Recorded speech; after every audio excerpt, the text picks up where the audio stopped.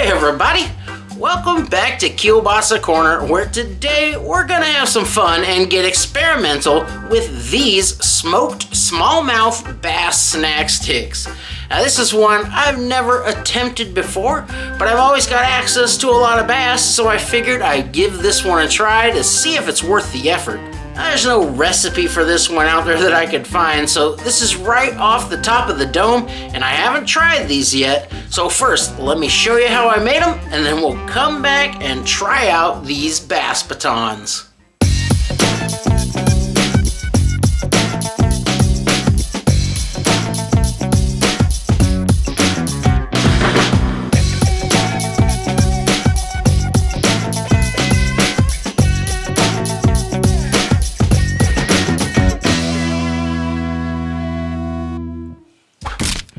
I've got me a 2,500 gram block of smallmouth bass fillet here, and that's 5 pounds in American. And down in the Umpqua River where we catch these, they are invasive and they are prolific. You can go down there and keep everything you catch and literally fill a cooler with them in no time. It's a great place to take beginners and kids because I can't imagine it's possible to not catch smallmouth out there. And if you do know what you're doing, you can catch some monsters. They're good hard fighting fish and they're real good eating. They make a great taco, but how about a snack stick? That's what we're gonna find out today. Now this fish doesn't have much fat at all, so I'm gonna add some pork fat, and this is 700 grams of some back fat. That's 1.5 pounds, and that'll bring this up to around 22% fat content, which is a little lower than I usually go with a snack stick, but this whole thing is an experiment and I'm fairly skeptical, but if it comes out well enough that I do want to make it again, there are plenty of fish out there and I'll tune it up when that time comes.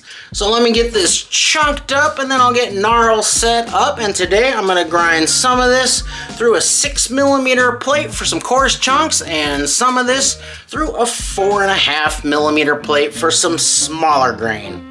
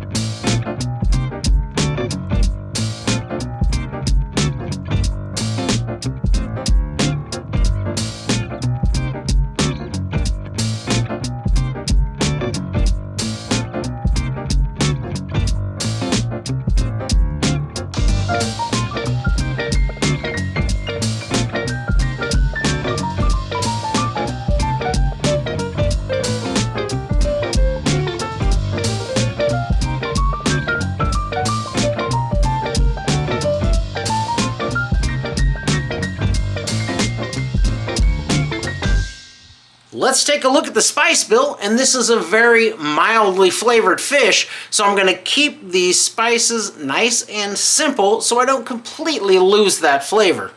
And as usual, we'll start with the salt, and this is 60 grams of some coarse sea salt, but any plain non-iodized salt will work. I've got 100 grams of some dark brown sugar. This is 32 grams of coarse ground black pepper. That's going to be my main seasoning in this one.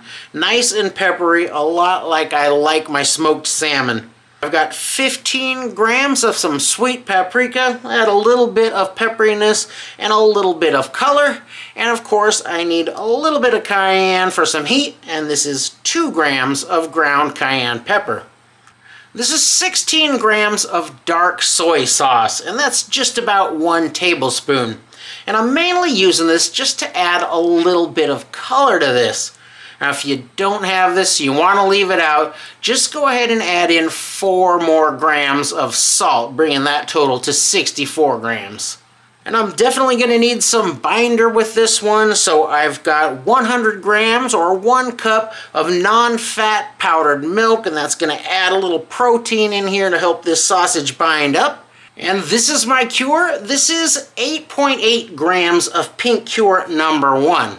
And the most accurate way to calculate the amount of cure that you need in a recipe like this is to take the total weight of all the other ingredients, that's the meat and the fat, all the spices and any liquid you might put in there, and multiply that number in grams by 0.25%. And that will give you the number of grams of pink cure to use. And that is the best and most accurate way to calculate the cure. Now, the old rule of thumb is to use 1 teaspoon of pink cure per 5 pounds of all your other ingredients combined, if you'd like to do it that way. But you do want to be pretty precise when you're measuring your cure.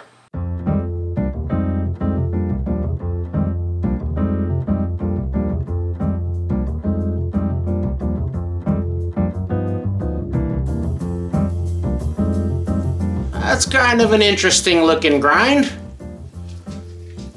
Unique in texture. Now this is kind of a small batch, so I'll go ahead and mix this up by hand, even though I have a mangled finger on one of my hands. But we won't worry about that. So I'm just gonna get my spices in there, tossed about.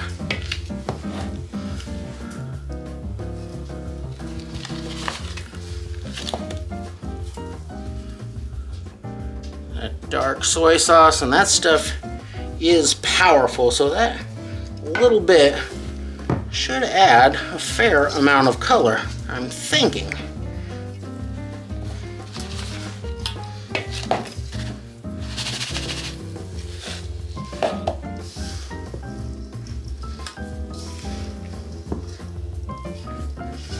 I don't think I'll need to add any liquid to this. Fish probably has a fairly high moisture content. And now I'm gonna mix this together until it gets pretty good and sticky, so I get a nice tight bind in these sausages.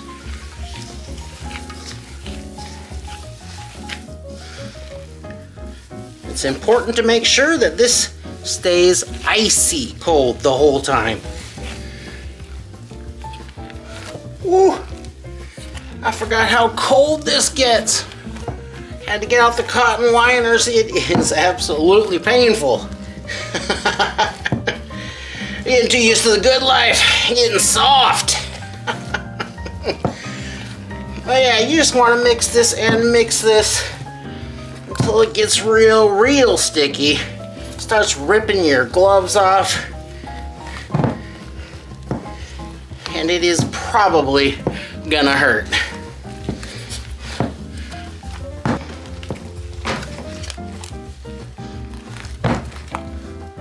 Oh yeah, now we're talking sticky.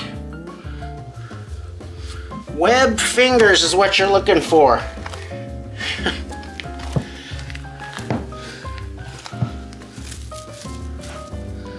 There. My sticky fish paste is all ready. I'll get that covered up nice and tightly. Some plastic wrap or some freezer paper. And now this goes out into the refrigerator overnight for that cure to work its magic, and we'll be back here bright and early on another Sausage Sunday to stuff this sausage. Back again bright and early on another beautiful Sausage Sunday. This sausage mix is now fully cured. It has firmed up quite a bit at this point, and I'll be using 21mm collagen casings for these snack sticks today. Well, it looks like we're ready to go, so let's lock and load and crank out this briny baton. Yo, CP! Drop the bass.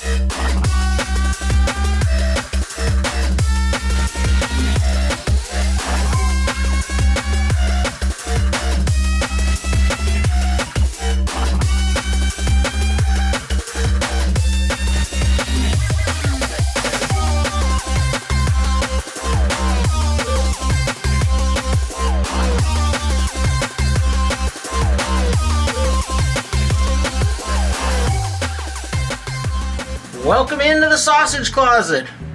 Now the first stage is to give these things some drying time at room temperature. So I'm just going to let them hang here in the closet. I've got my fan going underneath for some circulation. And what I'm doing here is just giving them some time to kind of slowly come up to temperature. It's also going to give the casing and the filling some time to really get to know each other and bind really well. So we'll give these guys some privacy while I go out and get the smoker ready. Now I've moved these out from the sausage closet and into the smoker, and I'm going to continue the drying stage. So there's no smoke going yet. I don't have any water in the water pan, and I'm going to keep this temperature very low at about 100 or 110 degrees Fahrenheit. And honestly, on a day like this, I could pop this smoker out into the sun and it would be fine without even turning on the heat. But I'll leave it there for an hour or so until those casings get really nice and dry and ready to soak up some humid smoke. So I've got the smoke started now, and I like alderwood on my salmon, so I'm using alderwood in here today. I've also loaded up the water pan for some humidity. And like with all sticks, I'm going to bring the temperature up very gradually. So I'm going to start them down at 130 degrees. I'm going to smoke them there for about an hour. Then I'll bring it up to 140. And you'll keep that smoke going for another hour. And then an hour at 150. And since the fish has a light flavor, I think I'll cut the smoke off at 3 hours, but I'll continue to let them go in here at 150 for another hour or two, depending on how they look, and then I'll raise the temperature to 180 to finish them off.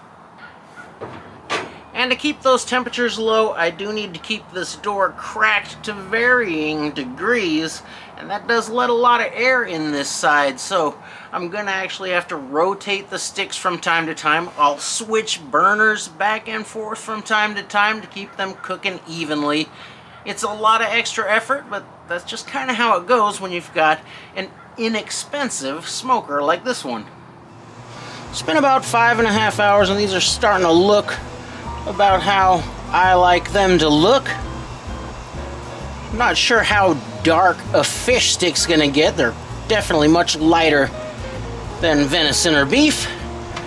But I'm gonna go ahead and raise this temperature up to 180 degrees now. I'll get my probe down inside one of the bigger ones, right down into the center. I'll bump this temperature up, and I'll pull these out and get them into an ice bath when they hit 155 internal.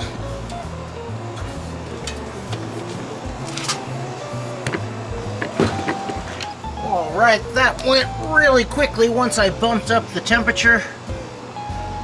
Actually, only took about 15 minutes to get these up to temp. Now you want to stop that cooking real quickly, so right out of the smoker,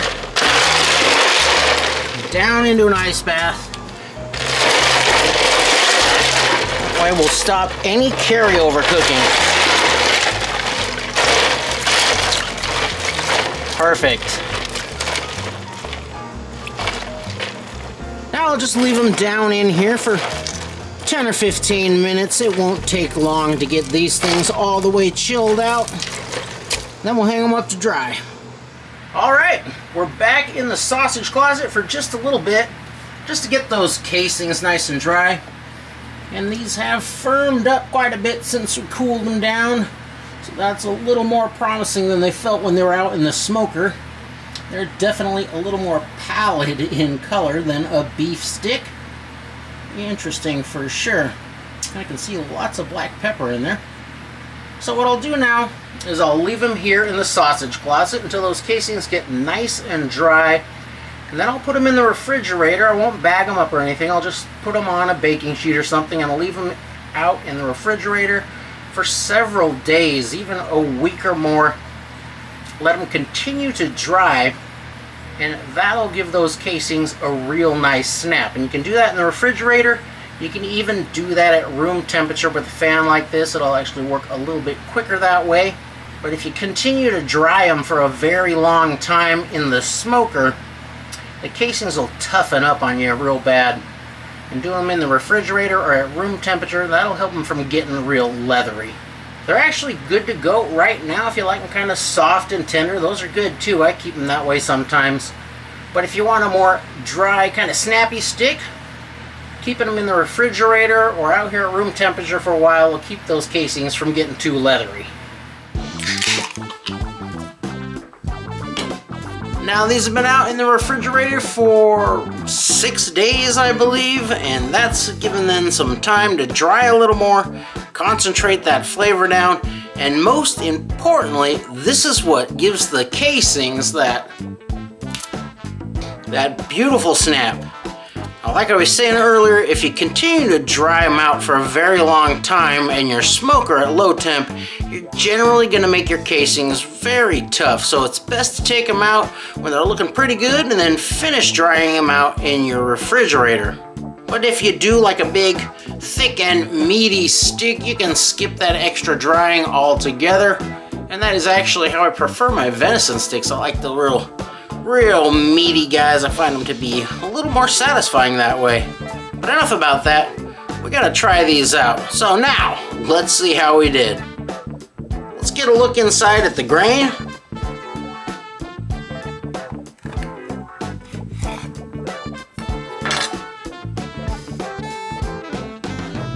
Not too shabby. That looks like a pretty good snack stick. Of course, what really matters is the taste.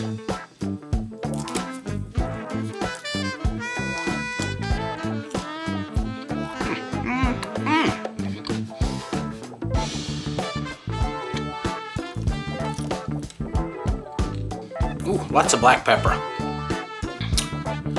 Well, first off, I can say that there is nothing at all wrong with the way these are cooked. These are perfectly smoked. The casing is great and snappy, and the grain is also very nice. The taste is the most important, and these are just kind of so-so. They're not bad at all, but I wouldn't call them great either. I don't know that the flavor of the bass is different or strong enough to make a really great stick. I could definitely mix up the spices and make this better. This tastes good. Tastes like smallmouth should taste. And it really lets the spices and smoke come through. But it's just a little lacking. A little more cayenne. And definitely some dehydrated jalapeno. Probably a little bit of garlic too. And this would be better. I still don't think it would be fantastic. I could also lean heavily into a teriyaki flavor, and that would be pretty darn good too. It does have a good snack stick texture though, so there's something to work with here for sure. It's definitely not a throwaway sausage, but there is room for improvement here. Probably a different fish would make a better sausage. Something with a really firm texture like a halibut, or something very flavorful and fatty, like a salmon. I think I could cut the pork fat down to maybe 0, and I think that would make a beautiful snack stick. But smoked salmon's pretty great on its own, so I don't know if I'll want to tamper with that at all. Not bad, not bad. People will eat these for sure. Overall, this is a fun experiment. I'm really glad that I did it. The results are more informative than delicious, but definitely not a waste of time. It's always important to experiment and try new things in the kitchen. Aside from eating the things, that's what helps us grow as cooks and sausage makers. Might not always come out perfect the first time, but at least you had fun playing with your sausage. Thanks for watching.